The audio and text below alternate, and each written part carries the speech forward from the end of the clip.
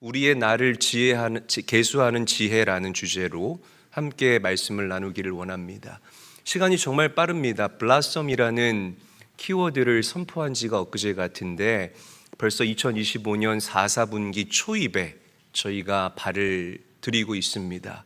어제 아침 일찍이 이상훈 총장님 내외와 함께 식사를 하고 교회 왔더니 어떤 권사님께서 오셔서 이제 기쁜 마음으로 그 얼굴에 미소가 가득하더라고요. 선교를 준비하고 계시더라고요. 이렇게 슥 지나가면서 얼핏 봤는데 다시 한번 제가 고개를 돌릴 수밖에 없었습니다. 왜냐하면 그 머리에 흰머리가 희끗희끗 가득하게 이렇게 보이는 거예요. 그걸 보면 제가 놀랐어요. 야, 시간이 이렇게 빨리 지나가나 라는 생각이 들었고, 또 다른 생각은 야, 우리 권사님도 흰머리가 생기는구나 하면서 제 코끝이 살짝 찡했던 그런 경험을 여러분들과 함께 나눕니다. 이렇게 세월이 빨리 흐르듯이 언젠가는 우리의 육체의 마침표를 찍는 마지막 날이 오겠구나라는 그런 인식과 그런 생각을 우리가 하게 된다면 우리는 자연스럽게 우리의 마음의 옷깃을 여미며 이 땅을 똑바로 살아갈 수밖에 없지 않을까라고 생각을 해봅니다. 그래서 우리 사랑하는 제일교회 모든 성도들은 날마다 시간에 대한 올바른 인식을 갖고 살아가야 할 줄로 믿습니다. 내 인생에도 끝이 온다라는 생각을 가지고 하루하루를 온전하게 살아갈 수 있는 지혜가 오늘 저와 여러분들에게 필요하다는 거죠. 시간을 뜻하는 헬라어는 이 두 가지의 단어가 있습니다. 하나는 크로노스입니다. 그리고 또 다른 하나는 카이로스입니다. 크로노스는 간단하게 설명드리면 이 카운터블, 우리가 셀 수 있는 숫자를 우리가 크로노스라고 얘기해요. 물리적인 시간을 얘기합니다. 뭐 내가 지금 뭐 41야, 42이야, 뭐 내가 뭐 70이야, 뭐 이런 식으로 우리가 셀 수 있는 숫자가 우리가 살아가고 있는 이 시간을 우리가 크로노스라고 얘기를 해요. 반대로 카이로스는 특별한 시간을 이야기를 합니다. 성경에서 카이로스는 하나님의 타이밍, 하나님의 시간을 뜻할 때에 우리가 카이로스라고 이야기를 하죠. 그러니까 물리적인 시간이 아니라 그 가치 있는 어떤 특별한 시간을 우리가 카이로스라고 얘기를 하는 겁니다. 우리가 훗날 하나님 앞에 서게 됐을 때에 하나님께서는 너 몇 살까지 살다가 왔니? 크로노스로 저와 여러분들을 평가하고 판단하는 것이 아니라 너 어떻게 무엇을 하며 누구를 기쁘게 하며 무엇을 바라보며 이 땅을 살았니? 질적인 시간, 그 하나님의 카이로스를 보면서 저와 여러분들을 평가하시고 판단하신다는 사실을 우리가 반드시 기억해야 할 것입니다. 여러분, 사람은 누구나 이 두 가지 시간 안에 살고 있습니다. 이 땅에서 얼마나 오랫동안 살았느냐가 중요한 것이 아니라 우리가 주님을 기쁘시게 하며 살아갈 수 있는 사람들, 하나님의 영광을 위해서 살아갈 수 있는 사람들, 할렐루야, 하나님의 나라의 확장을 위해서 우리의 삶을 드릴 수 있는 사람들로 여러분들의 시간을 사용할 수 있게 되시기를 주님의 이름으로 간절히 축원합니다. 시계가 어떻게 가죠? 의성어로 대답해 보세요. 어떻게 가죠? 똑딱똑딱, 또 그 째깍째깍, 이 두 가지 보통 얘기하잖아요. 그런데 우리가 똑딱똑딱 이렇게 얘기하고 째깍째깍 얘기하는데요, 보통 거의 대부분의 시계, 거의 대부분이 아니라 모든 시계는 흐를 때에 하나의 주파수와 하나의 음정, 즉 똑같은 기계음을 내면서 시간이 갑니다.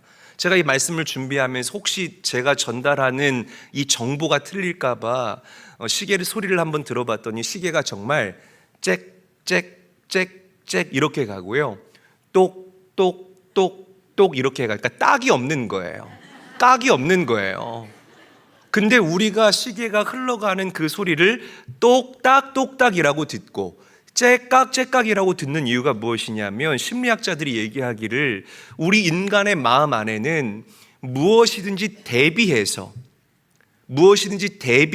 받아들이고자 하는 우리 사람의 깊은 본능이 있기 때문에 우리가 시계 소리를 그렇게 착각하며 듣는다라고 심리학자들이 얘기합니다.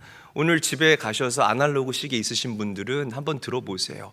진짜 시계가 똑똑똑똑하고 갑니다. 만약 똑딱하고 가면 그거 저한테 가지고 오세요.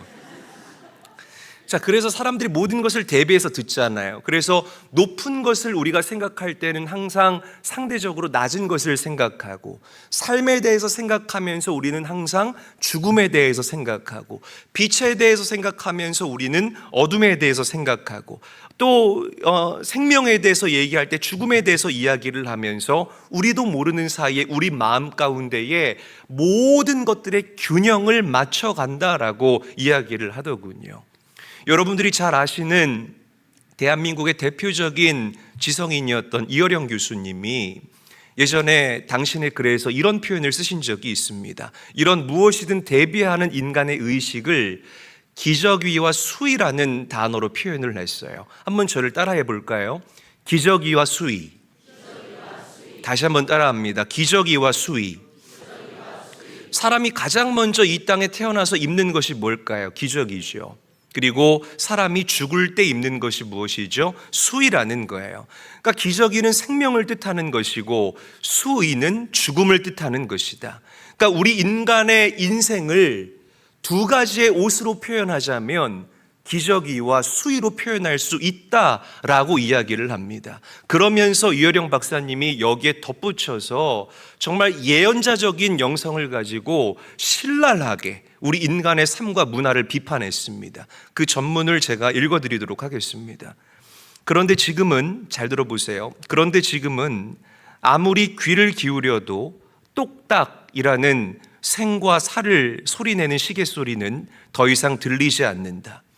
지금 현대 사회를 지배하고 있는 것은 오직 기저귀 문화만이 있다. 죽음이라는 숙연한 현실을 외면하고 마치 이 땅을 천년만년 살 것 같은 착각 속에서 한없이 높은 욕망의 바벨탑만 쌓아가고 있다.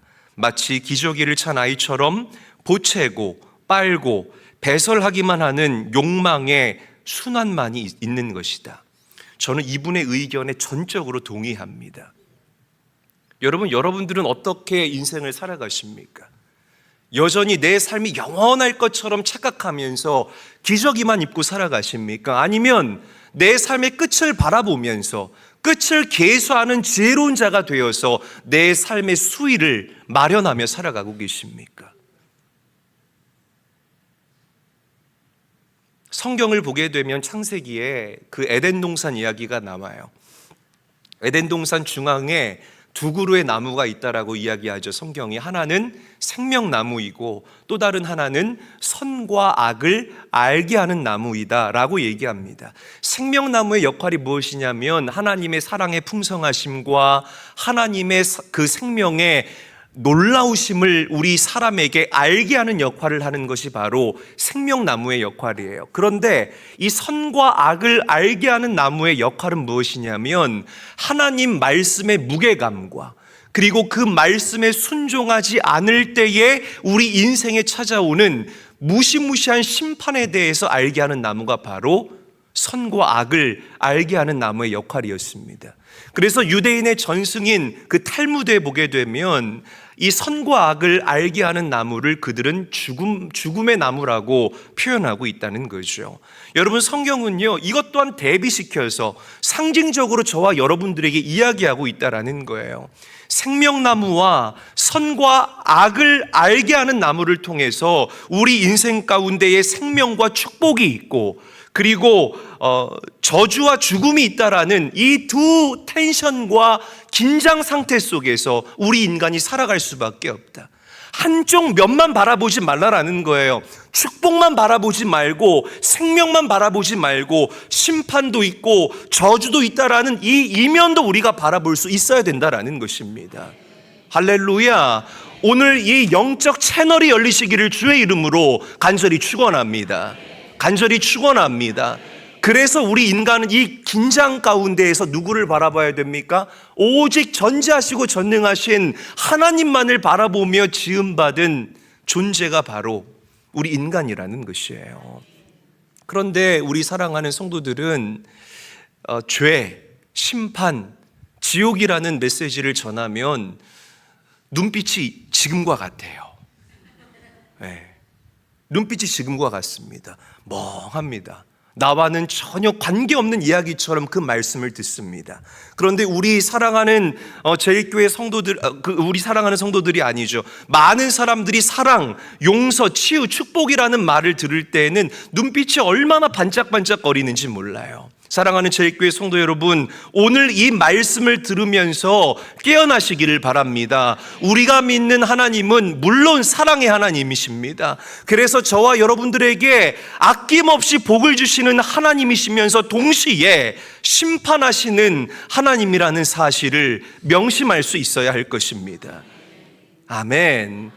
약한 자를 강하게 하시는 하나님, 나에게 은혜의 옷을 입혀주시어서 여기까지 인도하셨던 그 하나님, 그러나 죄에 대해서는 무섭도록 단호하시고 그 죄악을 반드시 심판하시는 하나님이라는 그 하나님에 대한 올바른 인식과 올바른 바라봄이 오늘 여러분들에게서 회복될 수 있어야 합니다.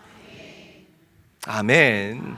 여러분, 구원과 심판이라는 주제는요, 붙어 있는 거예요. 따로 떨어져 있는 것이 아닙니다. 구원받았다라면서 그냥 안주하고 안심하고 끝나는 것이 아닙니다. 창세기에서부터 계시록까지 쭉 흐르고 있는 공통된 복음의 메인 테마가 무엇이냐? 구원과 심판입니다. 할렐루야. 여러분, 만약에요, 우리에게 심판이 없었다면 하나님의 아들 예수 그리스도가 이 땅에 오실 이유가 없었을 것이라고 저는 생각합니다. 죄의 문제에 대해서 심각하게 생각하십니까? 여러분 대답해 보세요. 죄의 문제에 대해서 심각하게 생각하십니까? 아멘이에요? 아니에요? 죄의 문제에 대해서 심각하게 생각하십니까? 아멘이십니까, 여러분? 이 죄의 문제에 대해서 우리가 생각하는 것처럼 너무 이 죄를 가볍게 여긴다면 예수님께서 십자가에 달려서 죽으시고 피 흘리실 이유가 없었을 거라는 것입니다. 처음 주님이 오셨을 때는 구원자로 이 땅에 오시지만 성경은 다시 오실 주님은 심판주로 이 땅에 오실 것이다 라고 명확하게 저와 여러분들에게 이야기하고 있습니다. 모든 사람이 죄를 범하였음에 하나님의 영광에 이르지 못하더니 죄의 삭은 사망이다 라고 로마서가 단호하게 죄의 문제에 대해서 저와 여러분들에게 이야기하고 있다라는 이 사실을 우리가 받아들일 수 있어야 합니다. 다시 강조하죠. 우리는 하나님의 구원을 믿는 사람입니다. 믿으시면 아멘 합시다. 그리고 동시에 하나님의 심판이 있음을 우리는 믿습니다. 오늘 여러분들을 축복합니다. 하나님의 심판의 날이 여러분들에게 부담스러운 날이 되지 않기를 원합니다. 할렐루야. 여러분들에게 기쁨의 날이 되고 다시 오실 그 주님을 맞이하는 그날이 내 눈물이 닦아지고 내가 하나님께 인정받고 내가 하나님께 위로받는, 하나님께 상을 받는 그 시간이 될 수 있도록 인생을 온전하게 살아갈 수 있는 제1교회 모든 성도들이 되시기를 주의 이름으로 간절히 축원합니다. 옆 사람 바라보고 인사하죠. 삶의 기저귀와 수위를 항상 생각합시다. 인사하겠습니다.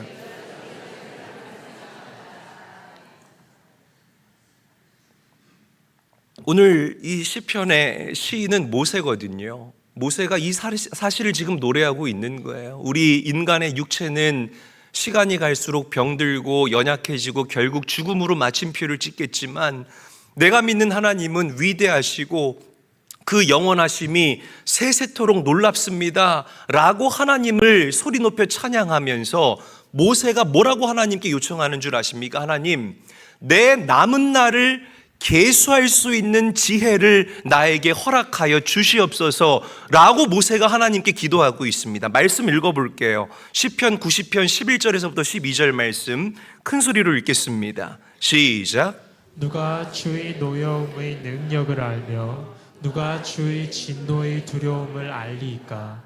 우리에게 우리 날 계수함을 가르치사 지혜로운 마음을 얻게 하소서. 빨간 글씨만 함께 한번 다시 한번 읽어보죠. 시작.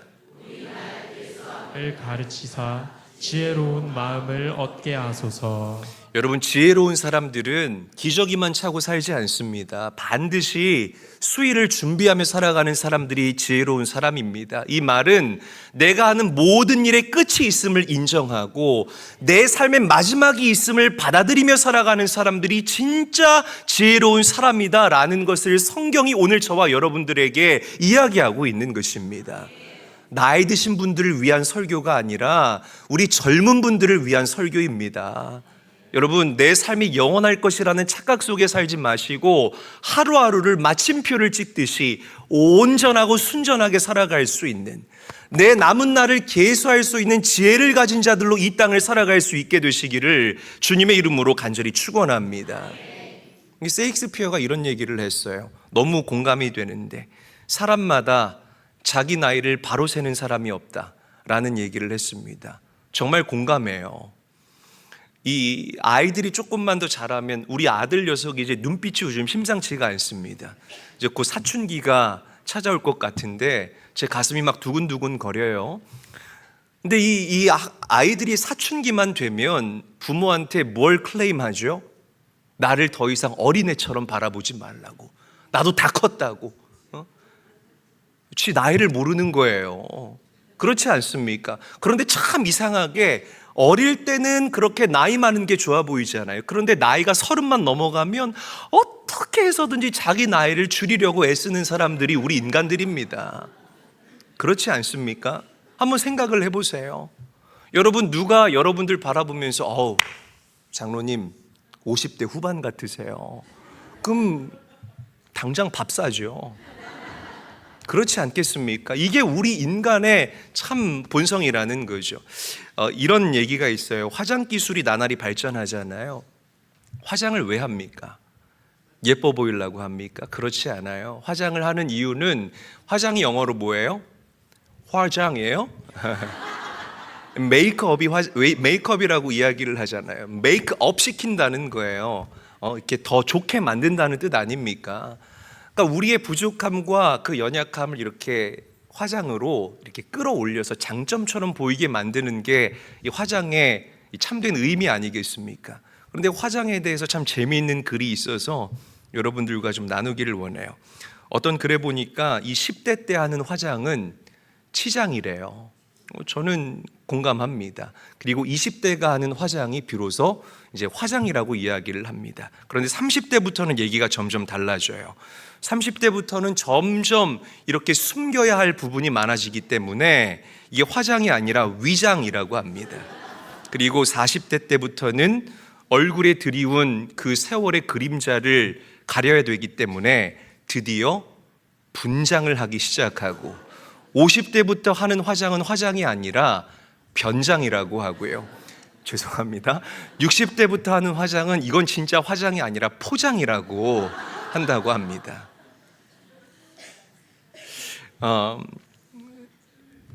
여러분, 우리가 잠깐 웃었지만 여러분들에게 질문 드려보고 싶습니다. 우리 저희 교회 성도님들은 여러분들의 나이를 올바로 세면서 살아가십니까? 육적인 나이를 얘기하는 게 아니에요. 내 젊음이 영원한 줄 착각하면서 혹시 방심하고 나의 삶을 방관하고 방치한 채 이 땅을 살아가지는 않습니까?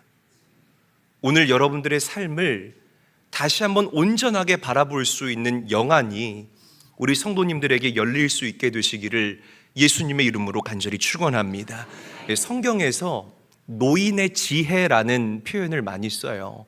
한번 저를 따라 합시다. 노인의 지혜. 이 무슨 말이냐면 젊은 사람보다 나이가 드신 분들이 더 지혜롭다라는 뜻이에요. 물론 똑똑하고 지식의 양을 따지거나 순발력을 따지면 젊은 사람들이 나이가 든 사람들보다 낫습니다. 이 시작점 자체가 달라요. 요즘 이 젊은 사람들이요. 그런데 이 젊은 사람들의 단점이 무엇이냐면, 그래서 많은 일들을 계획하지 않습니까? 내가 하는 그 많은 일들이 다 잘 될 것으로 착각합니다. 이게 젊은 사람들이 가지고 있는 인생의 허수라는 거죠. 그런데 성경이 말하는 이런 표현, 죄송합니다, 노인들은 달라요. 많은 사람들을 만나보고 또 많은 성공도 경험했지만 많은 실패도 경험했잖아요. 그러니까 이 노인들은, 성경이 말하는 노인들은 하나님의 말씀을 따라 살았던 그 지혜로운 사람들을 얘기를 합니다. 이런 사람들은요, 무엇이 될 줄을 알고 또 무엇이 안 될 줄을 알고 살아갑니다. 할렐루야. 그래서 이 믿음 가운데 살아온 이 어르신들은 정말 지혜롭습니다. 제가 경험해 본 바로는 그래요. 그리고 이들은 내 삶의 마지막을 항상 바라보면서 영원한 천국을 항상 사모하며 살아갑니다.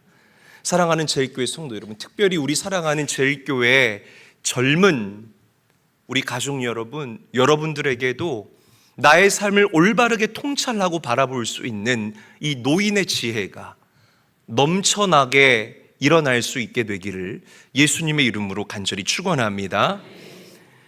자, 누구나 삶의 끝은 찾아오죠. 우리 시편 90편 10절 말씀 함께 한번 읽어보도록 하죠. 함께 읽습니다. 시작.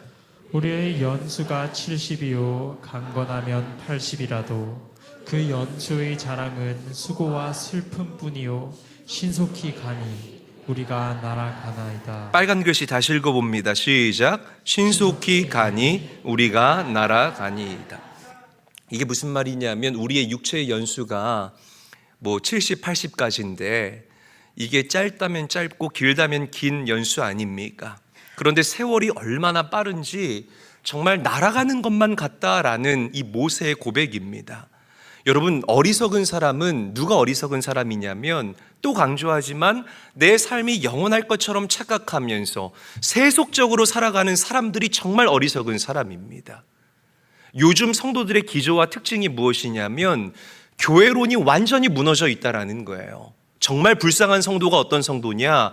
내가 몸담고 함께 하나님의 나라를 확장해 나아갈 나와 함께할 공동체, 그 교회, 내가 몸담을 교회가 없는 사람이 정말 불쌍한 사람이에요.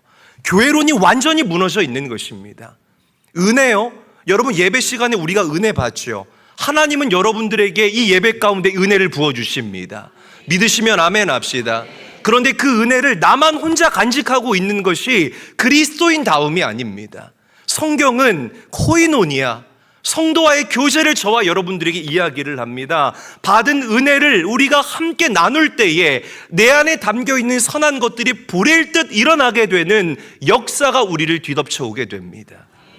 내 믿음만 지키면 되지 뭐, 나만 잘하면 되지 뭐, 나만 복받으면 되지 뭐, 절대 성경적이지 않은 가치관이라는 사실을 우리가 반드시 기억할 수 있어야 합니다. 여러분, 온전하게 신앙생활 하십시오. 아멘. 온전하게 신앙생활 하시기를 주의 이름으로 간절히 축원합니다. 아브라함 보세요. 아브라함이 굉장히 부자였거든요. 그 가축대가 얼마나 많았습니까? 그리고 아브라함의 집에 가병, 그 개인이 훈련시킨 그 병사가 318명이었습니다. 이게 얼마나 대단한 숫자냐면 한 번 식사를 할 때마다 몇 인분을 준비를 해야 돼요?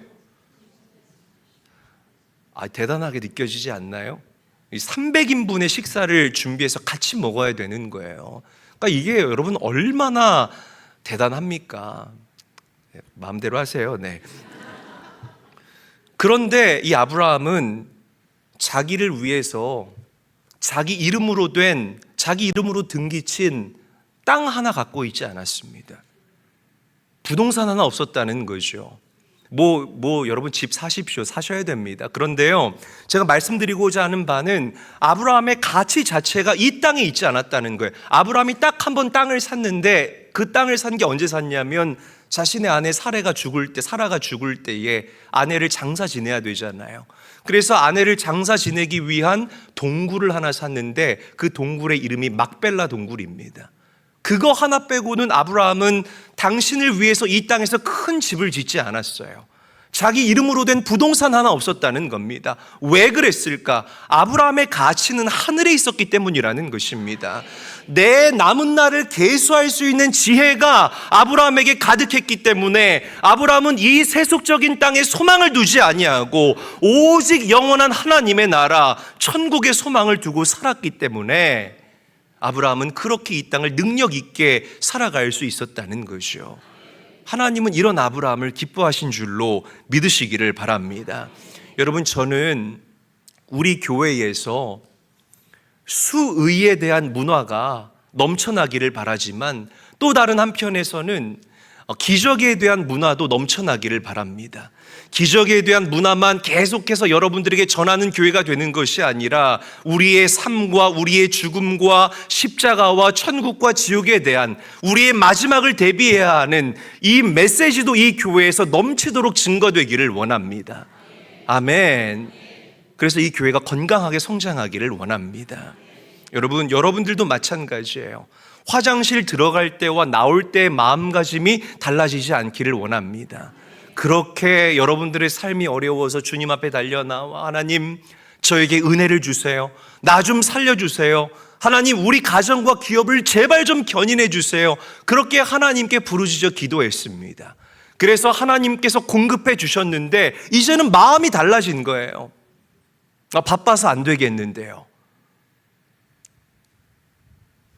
그렇게 하나님께서 이때를 위함이다라고 여러분들에게 주셨는데 그 목적을 상실한 채 바쁘다고 주의를 제쳐두고 여러분들의 삶을 앞세우는, 마지막 때를 계수하는, 내 남은 날을 계수하지 못하는 그런 어리석은 마음으로 이 땅을 살아가는 성도들의 숫자가 늘어나고 있다라는 거죠. 저는 목사로서 여러분들이 잘 되기를 바랍니다. 여러분들이 성공하기를 원합니다. 아멘. 여러분들이 물질적인 풍요와 번영을 누리기를 원합니다. 그러나 하나님의 구원이 이 세상의 복보다 앞서갈 수 있어야 합니다. 아멘. 늘 주님을 앞세우며 나아갈 수 있는 저와 여러분들이 되시기를 바랍니다. 이 우선순위와 먼저를 우리가 잊지 않았으면 좋겠다는 거죠. 자, 그래서 마지막으로 보게 되면 모세는 이 시의 마지막 절 17절에서 이렇게 기도합니다. 우리 손이 행한 일을 견고하게 하소서라고 기도합니다. 우리 화면을 보고 함께 한번 읽어보도록 하죠. 시작. 우리 손이 행한 일을 견고하게 다시 한번 읽어봅니다. 시작. 우리 손이 행한 일을 견고하게. 그러니까 우리가 하나님 앞에 섰을 때 우리가 이 땅에서 살면서 행했던 모든 것이 헛되지 않은 것들이 되게 해달라라는 모세의 기도예요. 저는 이 말씀을 준비하면서 저의 삶에 대해서 좀 깊이 있게 생각을 해봤습니다. 과연 내가 하나님 앞에 설 때에 하나님께서 나를 칭찬하실까? 혹시나 내가 처음 목회를 시작했을 때 나의 마음과 지금의 마음에 요만큼의 부패함과 변질된 구석이 있는가를 바라보면서 저를 철저히 말씀의 도마 위에 올려보고 조명해 보았습니다. 여러분, 얼마나 무시무시한 일입니까? 우리가 하나님 앞에 서게 되는 날 내가 행했던 모든 것을 하나님께서 헛된 것이다 라고 얘기한다면 이것보다 우리의 가슴을 철렁하게 만드는 일이 또 어디에 있겠습니까?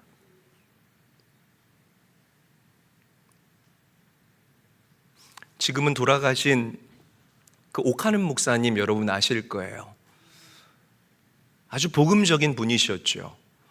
이분 교회의 어떤 집사님의 이야기인데 이분이 문학가셨어요. 아주 유명한 문학가셨습니다. 근데 어느 날 좀 몸이 피곤해서 마침 병원에 검진 일정이 있어서 병원에 갔더니 의사가 심각하게 간암 말기라고, 이제 앞으로 당신이 살 날이 2달밖에 남지 않았다는 이 청천벽력과 같은 사형 선고를 내렸다고 합니다. 놀란 거예요, 이분이. 그래서 의사가 또 권면하더래요. 수술을 받으면 2년 정도 더 살 수 있으니 집사님 우리 수술 받읍시다. 그랬는데 이분이 아니요, 나 수술 안 받겠다고, 그냥 남은 2달 편안하게 살다가 하나님 나라에 가겠다고. 그리고선 나와서 이제 뭘 해야 될지 모르잖아요. 그래서 이분이 하나님께 기도하기 시작했다고 합니다. 하나님, 저에게 이제 2달밖에 남지 않았다고 합니다. 저의 남은 2달이 정말 가치 있는 날이 될 수 있도록 하나님께서 제가 해야 할 일을 떠오르게 하여 주시옵소서. 그랬더니 하나님께서 먼저는 사람과의 무너진 관계를 회복하라라는 감동을 주시더래요. 생각해 보니까 이 글 쓰는 사람들이 예민하지 않습니까? 그래서 담을 쌓고 지냈던 관계들이 너무 많았다는 거예요.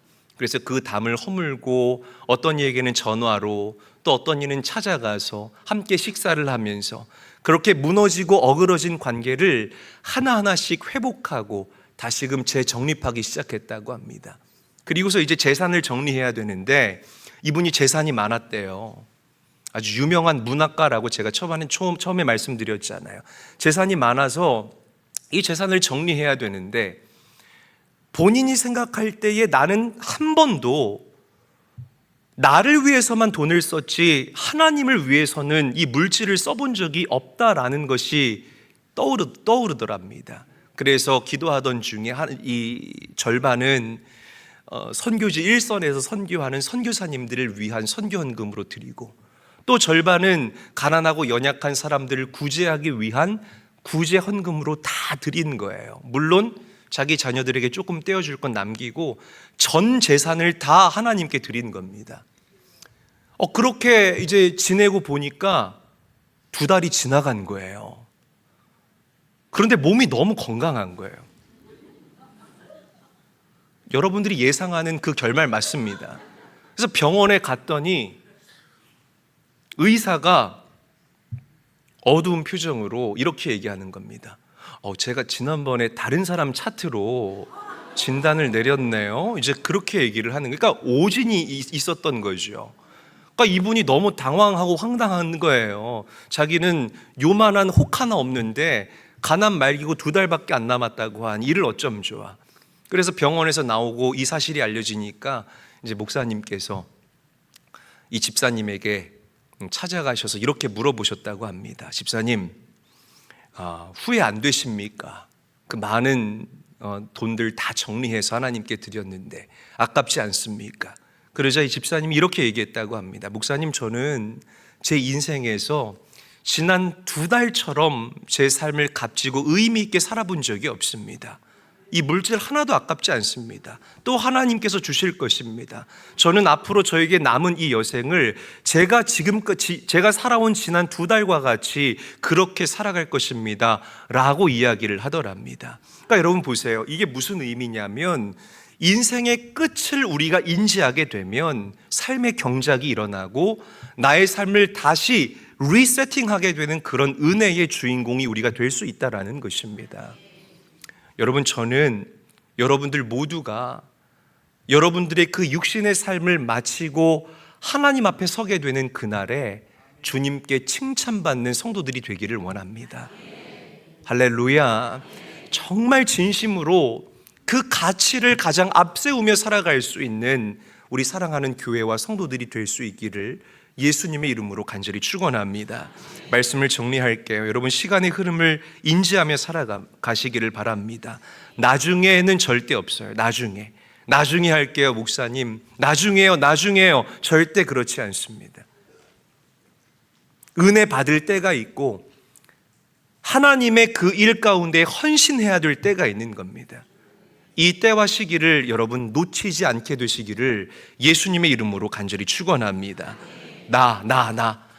나만을 위해 살다가 주님 앞에 서게 되는 이 부끄러운 구원받은 자들이 되지 마시고 주님께 칭찬받고 인정받는 우리 사랑하는 제일교회 모든 성도님들이 되시기를 우리 구주 예수님의 이름으로 간절히 축원합니다.